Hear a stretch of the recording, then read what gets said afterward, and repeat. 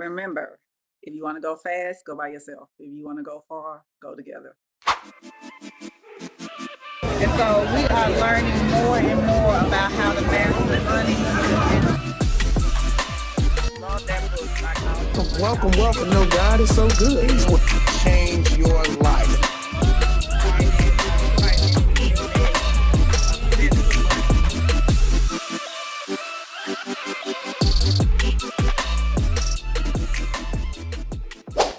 Welcome to another episode of Mastering Money Mondays, where each and every week we infuse a topic that we all can use to help us transition from one of being a debtor and or saver into that of being a wealth creator. I am Mr. Green. I am a retirement plan manager by day, but by night, I am an investor and an entrepreneur. Hello, everyone. My name is Cynthia Pete. I am an IT project manager by trade. I'm a real estate investor, but most importantly, I am your financial freedom fighter. Very, very good. So why do we have Mastering Money Mondays? We have Mastering Money Mondays because, look, we've been taught how to make money, right? Go get an education, get a good paying job, right? We've been taught how to manage money, which is put your money in a checking or savings account or even in your retirement savings plan like your 401k or 403b.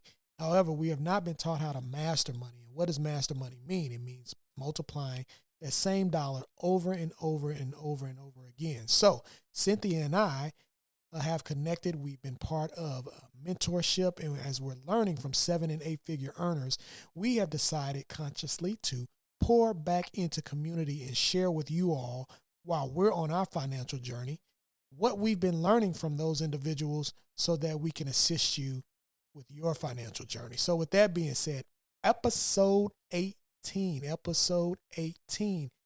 is how to vet partnership. Thank you, Cynthia. Ooh, that's why partnerships are good right there. I got you, partner. I got you. Appreciate how to vet partnerships.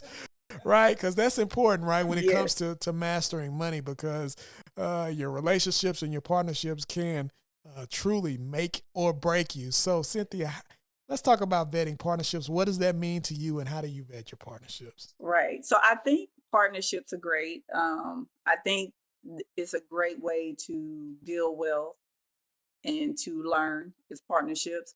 I'm going to take it from a real estate standpoint. In real estate, if you're partnering with somebody, you must do the numbers. The numbers have to make sense. You can't fall in love with the deal or the house or even what the person is saying. You have to go and do your numbers, because in real estate, you make money on the front end. You do not make it on the back end. Okay, so you have to make the money. You make your money when you purchase the property, right? And so you make sure you do your numbers. Make sure you run it past somebody other than just you. Right. I'm part of a real estate investment group. We meet once or twice a month, depending on the month. So I have at least 6, 7, 8 people I can run things by. What do you think about this? Even with the deal that we did together that we talked about in our previous episode, we ran it by IO, right? So we ran it by IO. What do you think? How should we structure this? What should we do? So I think those are the partnerships. That's how you have to vet your partners. I also think, you know the numbers, you have to know their character. There's some people that may come to me with a good deal, but I'm just not going to do it. Cause I was like, yo, I don't trust you. Like, and that deal may be gold, but if that person doesn't have the character that I think they will, like I mentioned before, sometimes when I make private money loans, things happen. And so, there's been a time where I didn't get the loan back when we agreed upon, but I worked with the person and we worked it out. Why? Because they were a character, because they were of integrity, because they were genuinely, trying to get, getting the money back to me. So I think those are the biggest things. In real estate, do your numbers. Don't let somebody tell you this is how much it's valued. Go out and do the numbers yourself. Great point. So as far as me, how do I vet relationships or partnerships? Similar, definitely. I really follow y'all on Instagram. I follow y'all on Instagram. See what y'all. No, I really don't. But no, I I like to take the time to really get to the heart of the human being, Yeah. right? Yep. And so it's the way you communicate, it's the way you serve. I like to even kind of get a feel for maybe some of your processes, whether it's the process of how you live your life or whether it's the process of your business. I like to observe who your people are, who you be with, like the Notorious B.I.G. said. You know what I mean? Like Yes. things that make you smile, like what makes you tick. You know what I mean? I also like to acquire references. Hmm. You know what I mean? Talk to other people who have has done business with you and what their experience has been. And so that's how I vet my relationships. I mean, they say business is not personal, but really my business is personal because I really want to know you on a personal level. I really Yeah. want to see what your work ethic is about. I really want to see what your skill set is about. I really want to see what your mindset is about. I want to see what your heart is about. And if those things align in a way that resonates with my frequency, Hmm. because I feel like I'm in tune enough with myself where I know when someone is in my space that I can vibe with, that I can Yes. partner with, then that's how I govern my decisions. And so I definitely want to be able to connect with someone who has greater expertise than me in a certain area as well. And so I look for that also. I don't want to Hmm. be in a partnership where I feel like I'm being used or abused. So that's how I vet my partnerships as well. And you know, sometimes you can't discover or uncover everything, but I think as long as you have the fundamentals in place, it can definitely help steer you and guide you in the right direction as you move forward on doing deals. Right. And absolutely. And after you vet them and their character and get into the soul of the person, then you put it all on paper. You put the deal on paper, right? And you make sure you have signatures and agreements and contracts. The other thing I wanted to just touch on partnerships that I learned, because when I started in real estate, I started with a partner, and we were partners inside of a business, right? So we were both in the business and we were partners.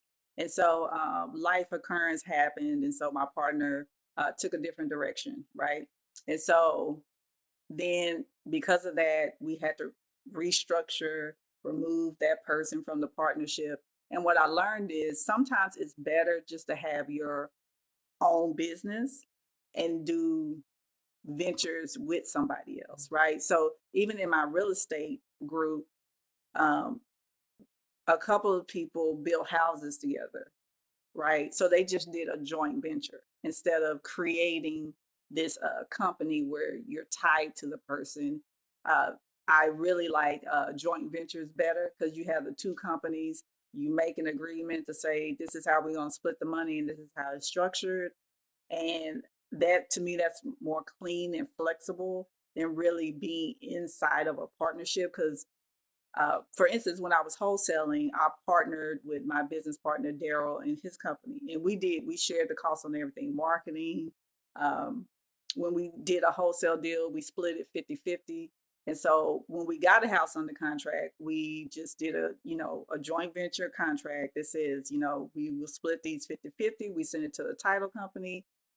So the title company knew, okay, when this wholesale deal is completed, half goes to this company and half goes to that company. So that's another different type of partnership that you should think about as well. Yeah, love that. Love that.